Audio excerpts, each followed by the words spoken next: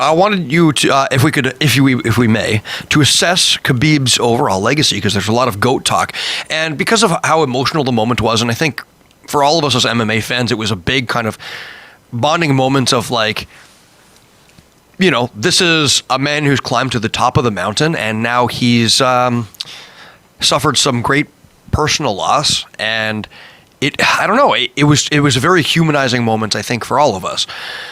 Now, I think a lot of us have kind of gotten swept up in that emotion and been like, yes, consensus GOAT of all time. I did yesterday. I'm like, GOAT of all time. But if we're having a serious analytical conversation, and I think there's only probably two other fighters in the running for the status of greatest of all time. Not three? You wouldn't give Anderson Silva a conversation? I think I think he's elite of the elite, but I think as far as number one GOAT, I wouldn't put him up there, and I'll tell you why. Step below? I think he's a step below George St. Pierre. I think his accomplishments are not as significant as George St. Pierre's, and I'll tell you why. George was able to do it in two divisions. George was able to go undefeated for the large portion of the like latter part of his career. And the postscript to both of their careers have been, I think George also faced, a higher level of competition than Anderson Silva does, and I think that's unquestionable. Not that Anderson Silva's level of competition is anything to turn your nose up against. It's still substantial competition, but I think George St. Pierre was able to beat four generations of welterweights. Now, I think the three are Khabib, John Jones, and George St. Pierre. Guys, I'll let you have the floor. What do you think? Who in what order would you rank those three, and why? Oh, man. So before this fight, John Jones actually came out, and the headline says that John Jones is irked by Khabib calling for number one pound-for-pound status. I don't know. I think Khabib is right up there with any of those people that you mentioned. I would say it's tough, but because I'm not, I wasn't really here for much of GSP's reign, and I'm also not Canadian, which Canadians love GSP, which fair enough. But I would say maybe Jones, Khabib, GSP. GSP third? Yeah, that order. But that's in terms of like their career, though. Like in terms of who's the best fighter that I've seen, probably John Jones, like most well-rounded. But if it was like, who's the most dominant force, definitely Khabib. Right. Definitely. Yeah, and here's the thing. I would say that why Khabib's in this conversation, because he didn't do it in two weight classes as George St. Pierre did. Although, that... I mean, he only had one fight. No, he only had one fight, but that one fight was a title fight against a strong middleweight champion in Michael Bisping, and won decisively, but...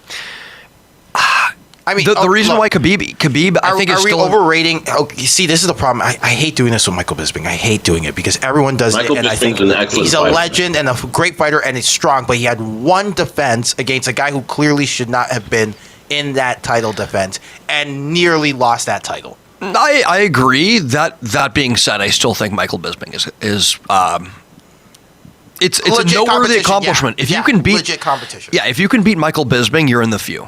Right, the people that have beaten Michael Bisping are few and far between, and even. But I definitely agree with Michael's point, though. It's not like Conor McGregor, who's just jumping divisions and beating whoever's there.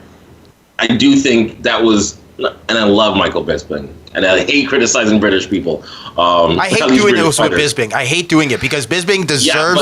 He's a legend. Let's leave the good name of Bisping out of this because it's really just a side point. It's one fight in the division. Does not make you a champ.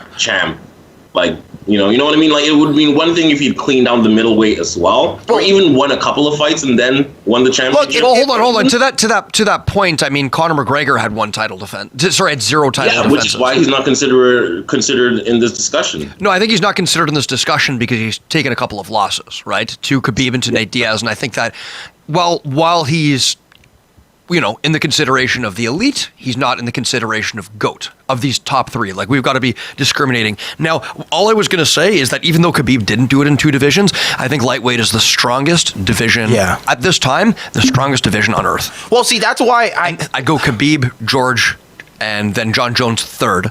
Not that I don't think what John Jones is, because remember, this is the conversation of best of the best. These are the top three. This is a category that not even Anderson Silva, Demetrius Johnson, or Henry Cejudo are worthy of in. And that's like, this is cream of the crop.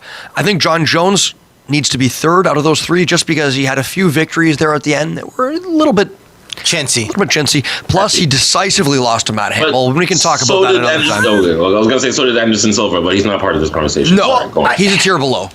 No disrespect. See, this is the problem. But then also, GSP has a loss. Like a couple losses on his record. But that's the problem. Here's the difference.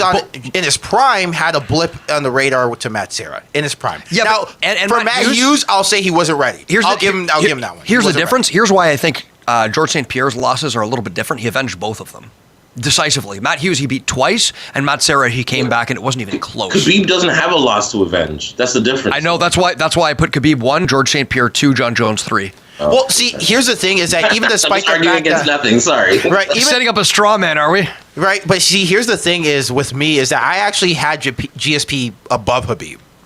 Did you? Believe it or not. So, like, as much as I'm arguing against GSP, I actually have him above. So, what are your rankings? We have three different rankings. See, this is so funny. I have Khabib 1.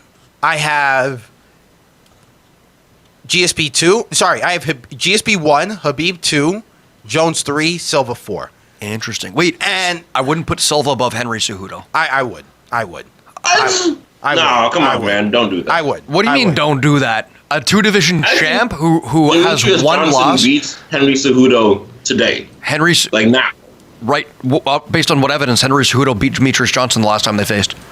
Barely. That was a really close fight. I thought, I'll be honest, I thought Demetrius Johnson won, and I thought the judges robbed him only because... But if they wanted to get him out of there. Yeah. If there's a convert... Right? Well, they wanted to get them out of there. Now you were speaking conspiratorially. The judges are connected to the UFC overall. But I get it, but like... They didn't do a rematch. The first thing they do is they trade him to ONE FC, and he's never heard of again. Yeah, but Demetrius Johnson was on board with that. His coach... champion for what, 11 years? Dude, Demetrius Johnson was on board with that. Demetrius Johnson felt he was maltreated by the UFC, and his coach, Matt Hume, is a co-owner of ONE FC. So it makes sense. That was Demetrius Johnson's call as much as it was. I hate to go into conspiracies. That's why I tried to bite my tongue before I got into this. But like, don't you find it a little weird that when he starts, he doesn't want to have a match against TJ Dillashaw because he's not convinced TJ Dillashaw will make weight. And by the way, by all accounts, it looked like without some help, TJ Dillashaw couldn't make 125. That we're so far. I know. This has nothing to do with anything. I know, but all I'm trying to say is, I thought Demetrius Johnson won that fight, and it's weird. It's weird to me that I think it's weird, but I think this is until you have evidence of a conspiracy. It's kind of just. I know that too. You can't just claim not a conspiracy. For me, Stefano, it's not even a conspiracy thing. I just think that I didn't see enough evidence from Henry Cejudo to prove during that fight that he's a significantly better fighter than Demetrius Johnson. You don't have to prove that you're a significantly better fighter. You just have to win. That's it. Yeah, but then I have to consider that when we're talking about legacy and whether you're better than Anderson Silva. Well, I think Cejudo's up there. I think Cejudo is Anderson up there. Silva lost twice to Chris Weidman, and the postscript to his career has not been very pretty. At 39, 40, 41, and 42, like why do we always do this with Anderson Silva, where it's like, if he's out of his prime, like what, he had to take 3 years in between, all of a sudden it doesn't matter anymore? At what point does somebody... It counts. It absolutely counts. It does count. It's a part of his career. It counts, but it shouldn't count to the point where he's below Henry Cejudo all of a sudden. Really? Then why haven't you mentioned Fedor yet if it doesn't count that much? Because Fedor's above Henry Cejudo, in my opinion. I don't think so. Henry Cejudo, two-division champ. Two-division champ, defeated some of the GOATs in Demetrius Johnson, Dominic Cruz, Marlon Moraes, whose accomplishments are overlooked because he was doing it in World Series of Fighting. All right, Joseph Benavidez. I don't think that's the Dominic Cruz that fought. Dominic Cruz didn't fight for like 4 years. What we it's like about? Something, and no shots at Dominic Cruz, but I don't think like that's like a.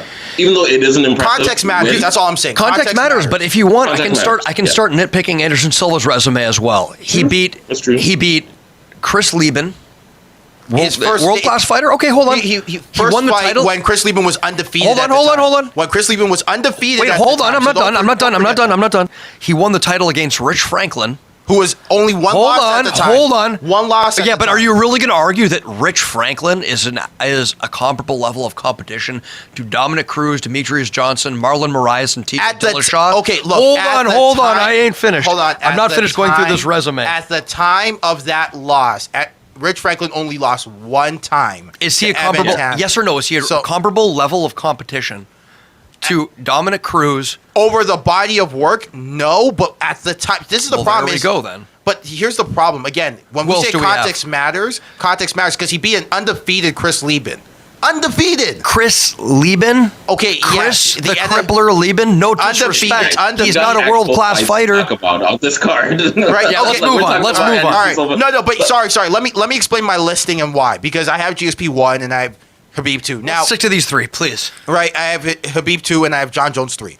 The reason why GSP's, I think the double champ thing matters. I think not the double champ thing. Sorry, I don't think the double champ thing matters. But I think defending your belt multiple times and being the guy that a lot of people have their eye on and are training for matters. And Khabib only realistically has 3 title defenses. Now I can look past that for John Jones, because with John Jones he left the division a lot. There's the USADA stuff, right? I think a bit of it does get tainted a little bit. With GSP, I can't look past it because GSP was in there defending his title multiple times, double-digit number of times. And so for me, I think that matters. Now, the thing about Khabib is he was doing it in possibly the greatest division of all time. Yeah. And that matters.